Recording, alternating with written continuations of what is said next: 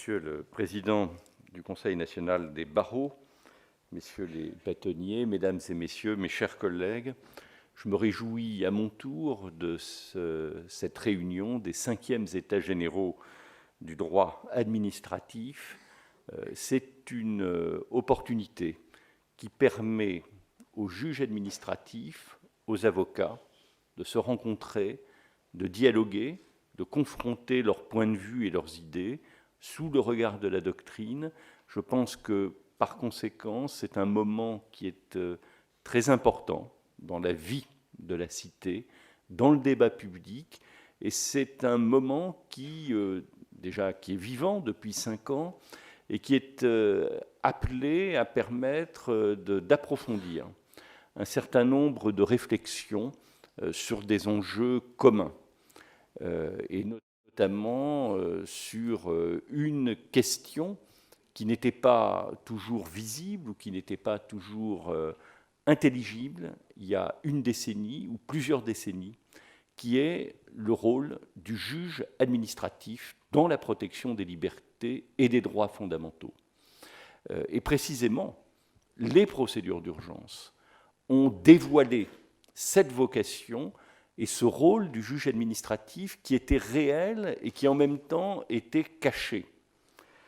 Et quelques grandes lois donc, dans l'histoire de la juridiction administrative ont marqué de leur empreinte cette histoire. Évidemment, la dernière, c'est celle du 30 juin 2000, et elle fait suite à 4 lois qui sont extrêmement importantes. Bon, la loi du 24 mai 1872, qui refonde le Conseil d'État républicain et en même temps institue durablement un tribunal des conflits paritaire pour réguler la répartition des compétences entre les 2 ordres de juridiction.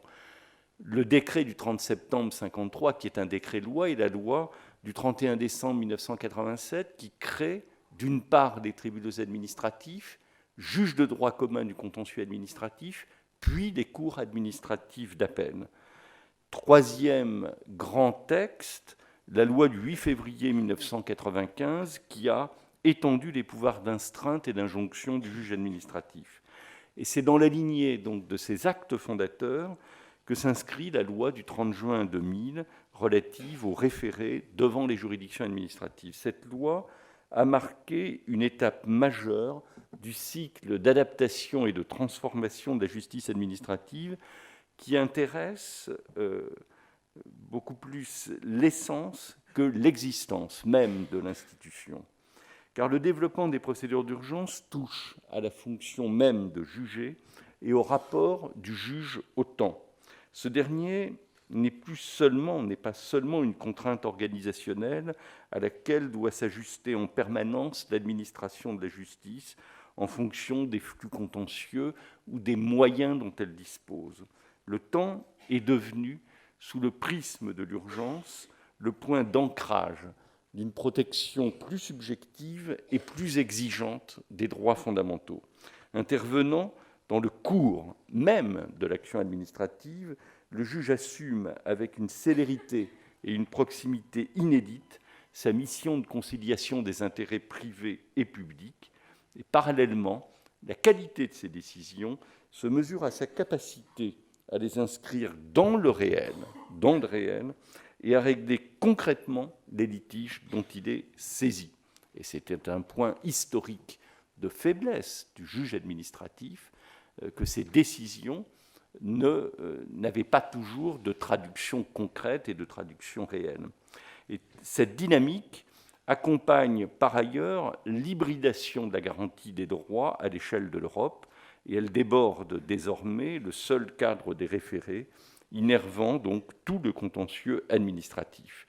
L'urgence n'a pas seulement modifié l'organisation et le fonctionnement des juridictions, le rapport des juridictions aux avocats, aux barreaux, elle a permis de donner une nouvelle consistance au principe de l'égalité, et parce que les décisions du juge sont rapides et effectives, elle a transformé son office en lui imposant un réalisme accru et des conciliations inédites entre des intérêts contradictoires. Il faut ainsi donc remercier les organisateurs de cette 5e édition des États généraux du droit administratif de nous inviter à dresser un bilan de 15 années de pratique de l'urgence devant et par le juge administratif. Je salue donc à cet égard la présence aujourd'hui de l'ensemble de la communauté juridique, des juges administratifs, des avocats, des professeurs de droit. Après avoir passé en revue la palette des outils dont dispose le juge, je voudrais examiner comment s'est épanouie une culture de l'urgence dans les juridictions. Le juge administratif n'a pas découvert les procédures d'urgence en 2000.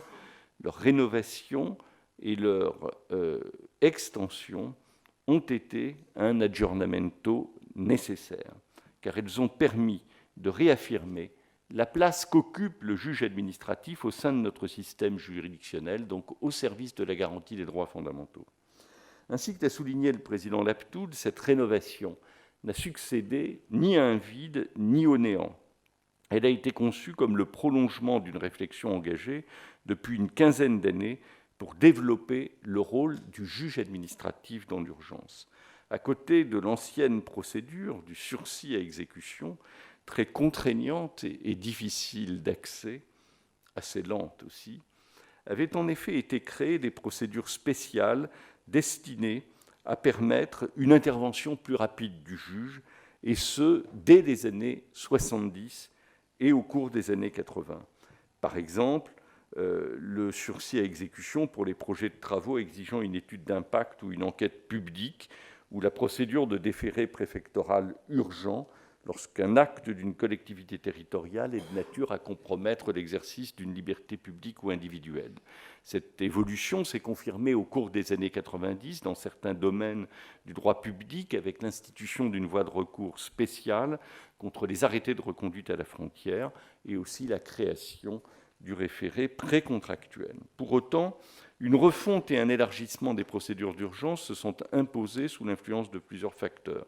D'abord des facteurs proprement internes. Devant le juge administratif, les justiciables ne pouvaient ni obtenir facilement la suspension d'un acte administratif manifestement illégal, ni faire cesser en temps utile une atteinte grave et manifestement et manifeste à leurs droits fondamentaux commise par une personne publique. Dans ce dernier cas, l'insuffisance des instruments du juge administratif conduisait à l'élargissement inéluctable de la notion de voie de fait, bien au-delà des compétences naturelles du juge judiciaire, sans résorber pour autant l'impuissance du juge administratif. La protection effective des droits consacrés par l'ordre juridique de l'Union européenne implique en effet, selon la jurisprudence de la Cour, que le juge national puisse suspendre sans délai des mesures susceptibles de porter atteinte à ses droits et ou édicter des mesures provisoires dans l'attente d'un jugement définitif. Sous l'effet de l'ensemble de ces facteurs, donc internes et externes, les outils du juge administratif ont été diversifiés. À la différence de l'Allemagne ou du Royaume-Uni, où le juge du fond édicte lui-même des mesures provisoires, il a été institué en France, comme dans d'autres États européens, un juge unique qui, sans être saisi du principal, statue par des mesures provisoires dans les meilleurs délais. Le dispositif français repose sur des procédures d'urgence transversales, ce sont les référés suspension, liberté et mesures utiles, et sur des procédures d'urgence spécialisées, avec notamment les référés précontractuels et contractuels. Il faut souligner à cet égard que l'urgence devant le juge administratif ne se cantonne pas au seul champ des référés urgents, car pour le traitement au fond de certains litiges, le législateur a fixé des délais déterminés ou instauré des procédures accélérées de juge unique, celles-ci étant parfois qualifiées de référés au fond. Notre oxymore. C'est notamment le cas lorsqu'un étranger conteste son placement en rétention administrative ou encore lorsqu'une personne reconnue prioritaire demande qu'il soit enjoint à l'administration de lui fournir un logement ou un hébergement. Dans certains cas, le non-respect des délais impartis entraîne le dessaisissement du juge saisi, comme en matière électorale.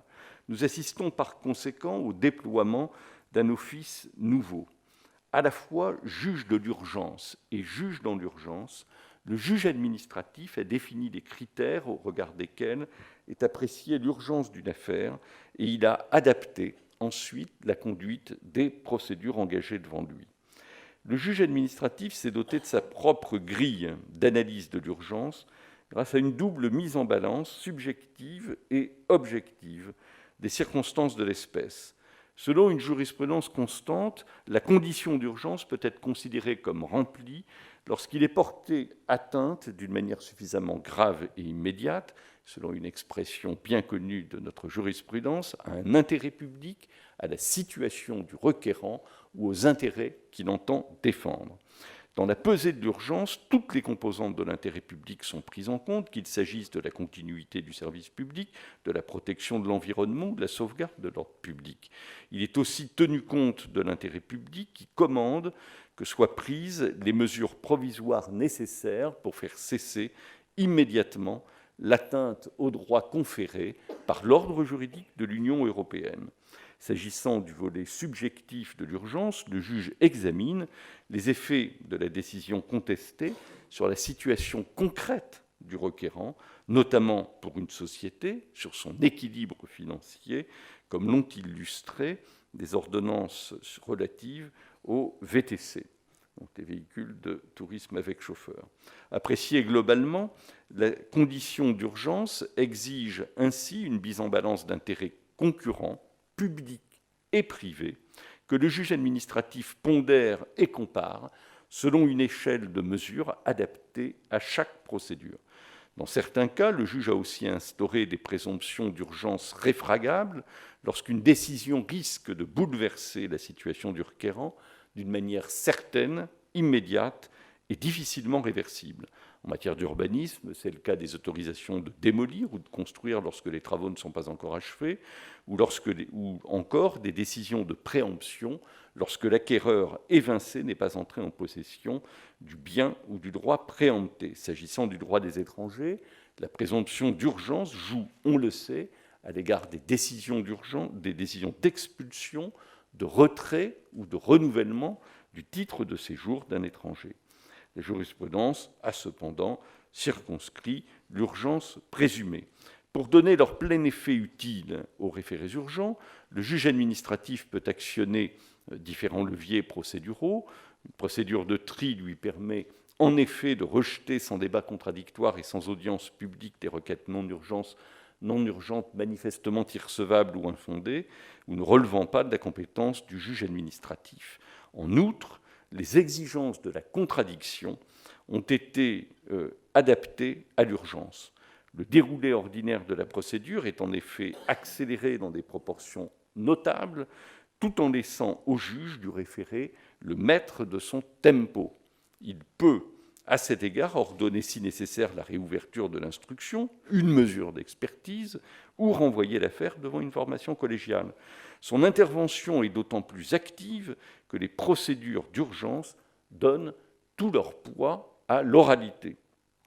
Comme l'a souligné le président Stirn dans une de ses interventions, l'audience dans le cadre des référés urgents est un moment décisif pour préciser les éléments du litige, discerner les questions délicates, esquisser des solutions. Nous sommes donc là, parfois, dans de véritables procédures de conciliation qui se mettent en œuvre devant le juge des référés. L'instruction n'est close d'ailleurs qu'à l'issue de l'audience. Saisi d'un litige qui n'est pas encore cristallisé, le juge fait ainsi office, parfois, d'un conciliateur ou d'un quasi-arbitre entre les parties. Dans le sillage de la loi du 30 juin 2000, une culture de l'urgence s'est ainsi développée au sein de la juridiction administrative. Aujourd'hui, ce sont près de 15 500 référés urgents qui sont traités chaque année, toutes juridictions confondues, dans les tribunaux administratifs et devant le Conseil d'État. Si l'on tient compte des référés au fond, le contentieux de l'urgence représente près d'une requête sur 5 et même plus d'une requête sur 3 si l'on inclut le contentieux de l'éloignement des étrangers qui se règle en 72 heures. À cet égard, les 15 dernières années témoignent d'une remarquable faculté d'adaptation du juge des référés, qui a clarifié les conditions d'accès à son prétoire, fait un plein usage de ses pouvoirs et progressivement étendu l'intensité de son contrôle. En premier lieu, les conditions d'accès au juge des référés ont été interprétées d'une manière souple et autonome en matière de droits fondamentaux. Le juge du référé liberté a en effet donné un large ancrage constitutionnel à la notion de liberté fondamentale, qui est la pierre d'angle de sa compétence, au sens de l'article L521-2 du Code de justice administrative, en y intégrant la plupart des droits et libertés de première génération, comme le droit de propriété, la liberté d'entreprendre, la liberté du commerce et l'industrie ou la liberté contractuelle. Au-delà du champ constitutionnel, qui ne le couvre pas totalement, le référé liberté assure le respect de certaines garanties législatives, notamment en matière d'extradition et de santé publique. Il est surtout remarquable de constater que depuis son institution, le référé liberté s'est développé comme un instrument autonome et transversal de protection des droits fondamentaux de la personne, car la notion de liberté fondamentale apparaît comme le creuset des garanties nationales et européennes, que les premières soient issues de la loi ou de la Constitution, que les secondes soient issues du droit de l'Union européenne ou de la Convention européenne des droits de l'homme. Grâce à la combinaison de toutes ces garanties, le référé liberté assure la plus grande protection des personnes les plus vulnérables. À ce titre, doivent être soulignés l'importance prise par le principe de dignité de la personne humaine, en particulier dans le domaine pénitentiaire, et l'élargissement de la catégorie des droits créances, tout particulièrement en ce qui concerne les prestations offertes aux demandeurs d'asile et aux personnes souffrant d'un handicap. En deuxième lieu, quelle que soit la procédure d'urgence suivie, le juge des référés s'est pleinement approprié son office et les pouvoirs qui y sont inhérents. Même s'il est le juge de l'évidence, il procède à un réglage fin de ses décisions en les ajustant aux circonstances particulières de chaque espèce. Saisi sur le fondement de l'article L521-1 du CJA, il peut ainsi limiter, selon les cas, la suspension qu'il ordonne à certains des effets de la décision attaquée, comme en matière de préemption. Le juge du référé liberté peut lui aussi ordonner la suspension partielle de l'exécution de la décision contestée, par exemple en matière de fonction publique, en ne suspendant cette décision qu'en tant qu'elle prive l'agent de sa rémunération ou de son logement de fonction. Cette attention portée à l'effet utile des ordonnances de référé se manifeste par ailleurs dans la définition des obligations incombant à l'administration partie au litige. Lorsque le juge des référés suspend une décision de rejet, il peut assortir de sa propre initiative la mesure de suspension de l'indication des obligations provisoires qui en découlent pour l'administration, ou rappeler, à son initiative, les mesures que d'autres textes imposent à l'administration de prendre pour assurer l'exécution de la suspension qu'il prononce. En outre, le juge des référés sait se faire très directif, on le sait, dans l'usage de ses pouvoirs d'injonction. C'est en particulier le cas lorsque la carence de l'autorité publique crée un danger imminent pour la vie des personnes ou les expose à être soumises de manière caractérisée à un traitement inhumain ou dégradant, comme l'ont montré plusieurs affaires en matière pénitentiaire, notamment la maison d'arrêt des Baumettes à Marseille. Ainsi muni de cette large palette d'instruments, le juge des référés a pu approfondir la portée de son contrôle. Cet approfondissement s'est tout d'abord réalisé dans l'intérêt d'une bonne administration de la justice. Lorsqu'il faut répondre en urgence à de graves atteintes aux droits fondamentaux, certaines règles de compétence juridictionnelle doivent s'effacer pour laisser le juge saisi intervenir avec la plus grande diligence. C'est ainsi qu'il appartient au juge des référés administratifs d'enjoindre à l'administration de faire cesser une atteinte grave et manifestement illégale au droit de propriété, quand bien même cette atteinte aurait le caractère d'une voie de fait. Cette évolution a contribué à une dynamique plus large, conduisant, devant le tribunal des conflits, à un resserrement du champ de la voie de fait et un élargissement des compétences au fond du juge administratif. Comme l'avait relevé avec clairvoyance Rony Abraham, dès 1996, l'avenir de la théorie de la voie de fait dépend directement, mais en sens inverse, de celui du référé administratif. c'était tout à fait prophétique, puisque nous sommes 20 ans après, et que cette annonce s'est parfaitement mise en œuvre et réalisée. L'office du juge des référés s'est par ailleurs approfondi sur le terrain des droits européens, afin de garantir la primauté et l'effectivité du droit de l'Union européenne. Le juge des référés donc peut connaître d'un moyen tiré de l'incompatibilité manifeste d'une disposition de droit interne avec les exigences qui découlent du droit de l'Union. Hormis ce cas, si le juge des référés n'exerce pas, eu égard à son office, un strict contrôle de conventionnalité, un contrôle complet de conventionnalité, cette restriction est appréciée d'une manière pragmatique et souple. Saisi ainsi d'un moyen pris de la contrariété d'une loi à des engagements internationaux, il lui appartient en effet de s'approprier les décisions de justice ayant déjà statué en ce sens, que ces décisions soient rendues par le juge saisi du principal ou par le juge compétent à titre préjudiciel. Enfin, dans le cas particulier où est invoquée devant lui une atteinte grave et irréversible à la vie des personnes en raison d'un arrêt de traitement, il appartient au juge des référés d'examiner, même pour la première fois, un tel moyen et d'exercer à cette occasion un plein contrôle de conventionnalité. L'affaire Lambert, que vous avez citée, Monsieur le Président, a montré l'importance d'une telle adaptation dont a fait mention la Cour européenne des droits de l'homme dans l'arrêt qu'elle a rendu au début de ce mois, le 5 juin. L'essor des procédures d'urgence a appelé une clarification de la manière dont elles s'articulent et se combinent avec les procédures au fond et avec la procédure spéciale de la question prioritaire de constitutionnalité. Mais à cet égard, je pense que les débats de la matinée permettront d'apporter tous les éclairages indispensables. Il me suffit de dire que, sur ce plan, cette articulation a été aujourd'hui pleinement réalisée. En conclusion, on le mesure, l'urgence a très profondément transformé, remodelé, renouvelé l'office du juge administratif. Elle a créé pour lui une exigence accrue de pédagogie auprès des parties, premier destinataire des décisions rendues, mais aussi auprès de la doctrine, des justiciables et d'une manière générale de l'opinion publique. Le temps de la justice coïncide désormais, et c'est une révolution, avec le temps de l'action administrative. Mais lorsqu'il descend de l'Olympe, dans l'arène de l'actualité, le juge peut rencontrer les pressions et les passions de l'opinion publique et des médias, et il s'expose par là à de nouveaux défis.